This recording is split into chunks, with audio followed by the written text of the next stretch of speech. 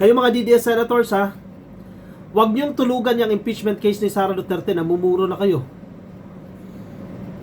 Kunyari, tagapagtanggol kami ng due process. Hindi. Due process, mata ninyo. Hindi kayo tagapagtanggol ng due process. Kayo i-protector ng pugante, kayo i-protector ni Sara Duterte na nagkamkam ng salapi ng taong bayan. Na-determine na probable cause dyan sa Senate, dyan sa House Justice Committee. Nakita natin yung mga ebidensya, yung mga bank records na malaki po yung kasalanan ni Sara Duterte at dapat sumailalim po siya sa trial dyan sa Senado. Huwag niyong i-delay yung impeachment trial na yan. Huwag niyo nang pagtakpan si Sara Duterte dahil napakarami pong salapi ang nawala sa Pilipinas. Napakaraming salapi. Di ba?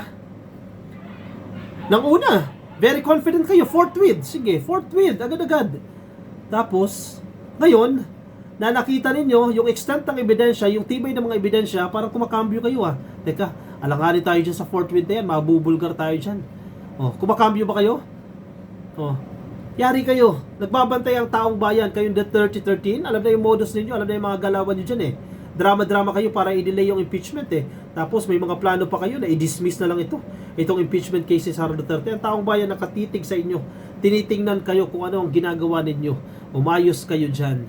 Pag nagalit ang taong bayan, yung mga rally dyan, kaunti pa lang na nakikita nyo, dadami pa yan, lulusubin kayo dyan sa Senado kapag hindi kayo umayos. Pag nakita nila na sobra-sobra na yung inyong proteksyon kay Sara Duterte, dahil nakita na natin dyan ang proteksyon ninyo kay Bato de la Rosa.